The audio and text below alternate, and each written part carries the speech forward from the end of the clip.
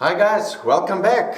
Well, last time we looked at the debtor and creditor ledger just quickly, and I said that today we will be doing them from the journals to see how to complete the debtor and creditor ledger from the journals. Today I will only be doing the debtors ledger, and then after that we will be doing the creditors ledger. So hope you're ready. For this one I'm actually going to stand behind the camera for a change so that we can see what I'm doing here. So I hope this helps somebody over there. So enjoy. So you need to excuse me, I just need to get the camera in place and then we're going to start. Okay, please excuse, just want to get this thing nice and focused. Okay, now first of all, this is the exercise we'll be doing, learning example 6C. And once again, we will only be looking at the debtors ledger. So there are the codes that we will be using. At the bottom is the creditors ledger, but that we will be doing at a later stage. So for the debtors ledger, we'll be using the cash book receipts, the debtors journal, the debtors allowance journal, petty cash journal, as well as the general journal. Well, yeah, there you are. The general journal. Okay. So once again, like I said before, the main purpose of this, sorry, just going to move it up here a bit. The main purpose of this is to keep track of what your debtors owe you. So once again, obviously, you will start where a transaction has been made. Has the person returned certain items? Has the person paid money? But you need to keep all of that in mind while you do this, and that's why you will look at the ledger, at your journals, and then just to see what happened.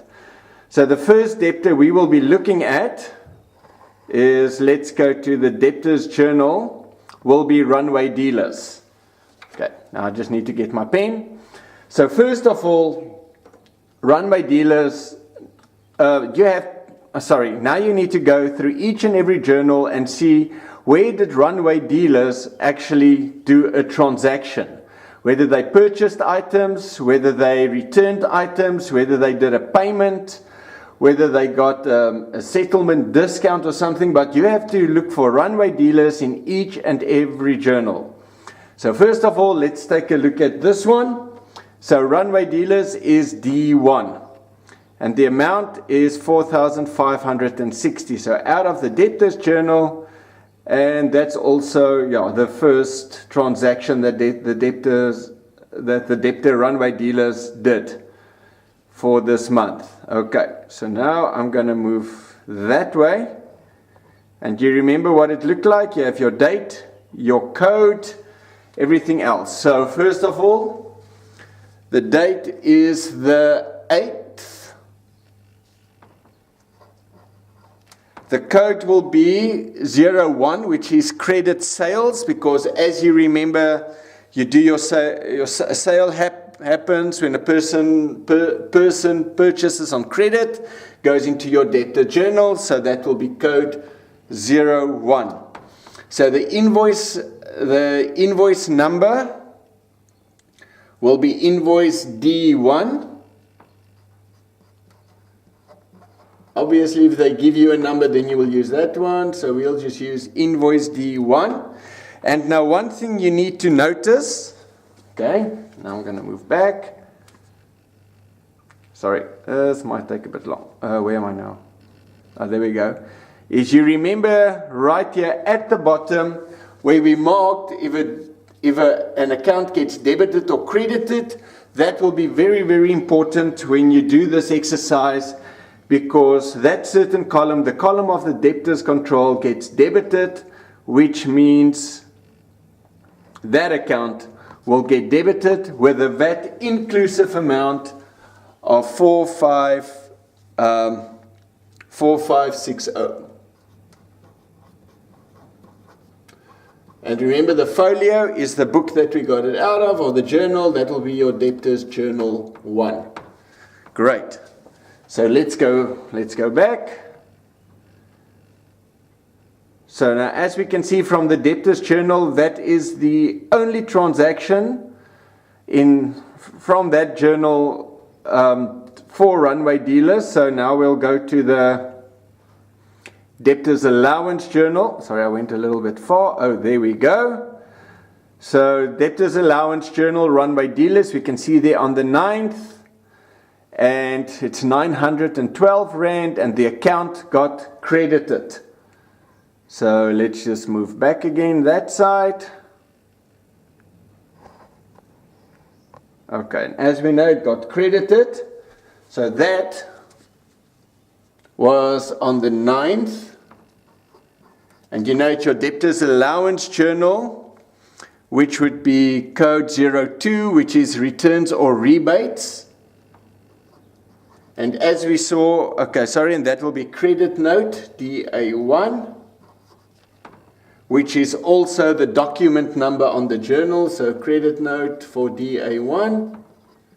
And as we remember from the Debtors Journal, your debtors control gets credited, so the amount will also get credited of 912. Oh, sorry, I just forgot. So 4560, the balance was 4560. Okay, now as we also remember, your debits increase on the debit, your debtors control increases on the debit side and decreases on the credit side. So in other words, your balance then would be 4560 minus 912, giving you 3648. Okay. So, and now let's go back again. Oh. So as we can see, Debtors Allowance Journal, that is the only transaction of runway dealers. So let's have a look. Anything in petty cash for runway dealers? No. Let's go look in the cash book receipts. Yep, right there. See, I've already highlighted it, so I do not forget to put something in. So RCO2, runway dealers, so that's cash book receipts. So obviously that is where the debtor paid something, paid their account. So now that's got an invoice number, RCO2. The amount was 3,500. So let's go back to our, just close this off a little bit. I'm sorry, this is the first time I'm doing this. So, just trying to get the hang of it. Okay, so that'll be the 9th. So as we saw, that was the cash book receipts. The date would be the 11th. The code would be 03, which is cash receipts from a debtor. So code 03. It was receipt RCO2, and that account, the debtors control account, got credited. So obviously because they paid, the debtors control became less. So that's it. So it's 3,500. So it's 3648 minus 3500 because your account becomes less on the credit side.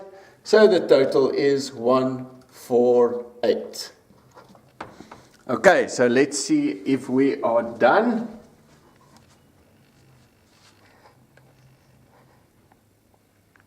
Okay, that's the only transaction there for runway dealers. We've done the debtors control, we've done the debtors allowance journal. Always remember, try and do it according to date. So if you find it difficult, just go through your journals, take that specific debtor, and just according to date, just on a piece of paper, just write down what happened, which account gets credited, and then fill it, then complete your debtors ledger. All right, now we're going to the general journal. So let's see. Runway dealers, debtors control. There we are. So we're looking for all the runway dealers right now. So as we can see, discount allowed, debtors control, and remember what I said about debtors control. It's the VAT inclusive amount. Debtors control is your main account, and your main account is always VAT inclusive. So let's go have a look. Okay. So let's do that one. That will be the last one. So that will be on the 4th. Code number 4. It's on the same day because as we can see, they received discount for prompt settlement. It's according to your prompt settlement discount. The code you will use is code 4, which is discount allowed on prompt settlements. 04, and that was journal voucher JV4. I never filled in these things. Sorry. So that was your debtors allowance journal. That was your cash book receipts. And that was your general journal. So and in the general journal, the amount at debtors control. Sorry, I'm just going to go back there again. Just want to show you. There. As you can see, the amount got credited for debtors control runway dealers. So that same amount we credit now on this side, which will be 148. So 148 minus 148 gives you 0. So in other words, runway dealers account is 0. So that amount will go over like that, unless of course they do more purchases, which will then debit or credit. Well, purchases will debit the account. Payments would credit the account. All right. So that there was runway dealers. So what I'm going to do now is, as you can see at the bottom there, I've got a debtors list. Now that's just a list of my dealers, and we've just completed runway dealers, and their account at the end of the month was 0.